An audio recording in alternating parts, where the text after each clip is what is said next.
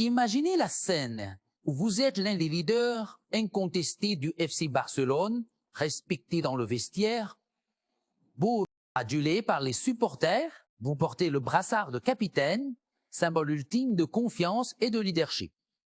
Pose sa montre et du jour au lendemain, ce brassard vous est retiré, officiellement pour une raison administrative, mais dans les faits, c'est bien plus complexe que ça.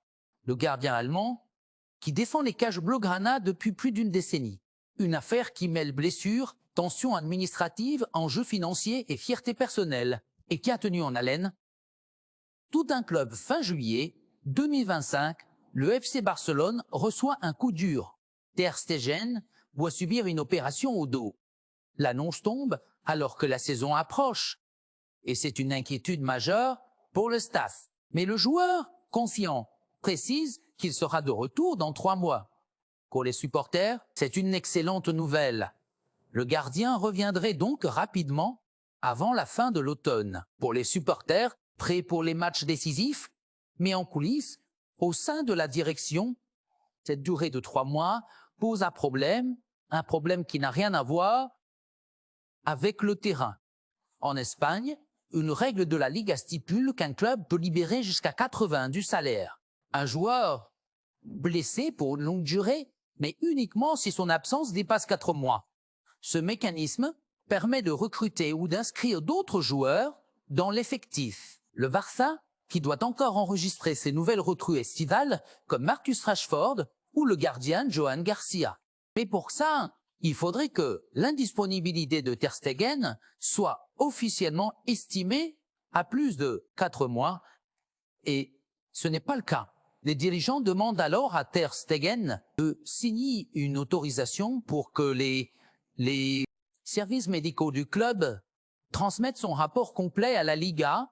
Avec ce document, le championnat pourrait valider la durée d'absence et ainsi permettre au Barça de bénéficier de la règle des 80.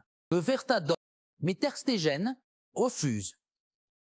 Pour lui, ces données médicales sont privées et il estime avoir déjà donné toutes les informations nécessaires. Il défend sa version. 3 mois d'absence, pas plus. Une position ferme qui va immédiatement tendre les relations avec la direction. Face à ce refus, le FC Barcelone ne tarde pas à réagir. Une procédure disciplinaire est ouverte contre le gardien. Et pour marquer le coup, le brassard de capitaine lui est retiré.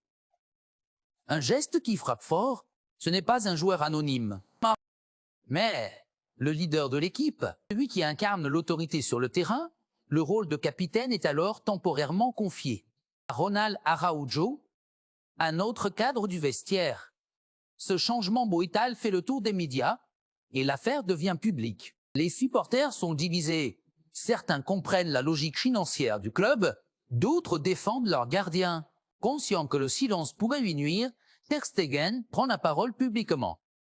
Dans un message sobre mais direct, il affirme vouloir régler la situation dans le respect et la transparence. Il rejette les insinuations injustes sur son implication et rappelle qu'il a jamais essayé de minimiser la gravité de sa blessure. Il insiste aussi sur son engagement envers le Barça, soulignant qu'il a toujours donné le maximum depuis son arrivée en 2014. Mais en filigrane, le Sulobéa, on sent qu'il ne digère pas ce qu'il considère comme une atteinte à sa dignité. Tant que la presse commente l'affaire, les discussions s'intensifient en coulisses.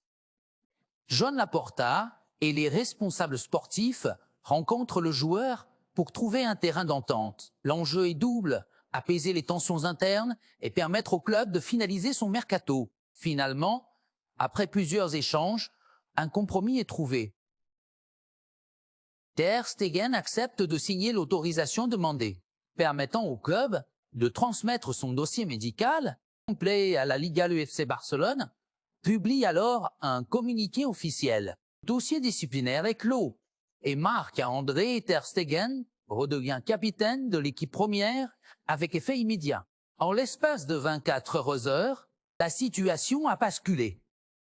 Du retrait du brassard à sa restitution. Le gardien est passé d'un statut de leader fragilisé à celui de capitaine rétabli. Les médias parlent de réconciliation express, mais au sein du vestiaire, certains s'interrogent. Cette crise a-t-elle vraiment été réglée ou simplement mise sous le tapis? Cette histoire, Ter Stegen, montre à quel point le football moderne ne se joue pas uniquement sur la pelouse. Contraintes financières, les règles administratives et les relations humaines peuvent provoquer autant de turbulences qu'un match mal négocié. Ter Stegen reste capitaine, mais cet épisode restera dans les mémoires, car au Barça, comme ailleurs, même les plus grands noms peuvent se retrouver au cœur de tempêtes. Et parfois, il suffit d'une signature pour faire la différence entre crise et réconciliation.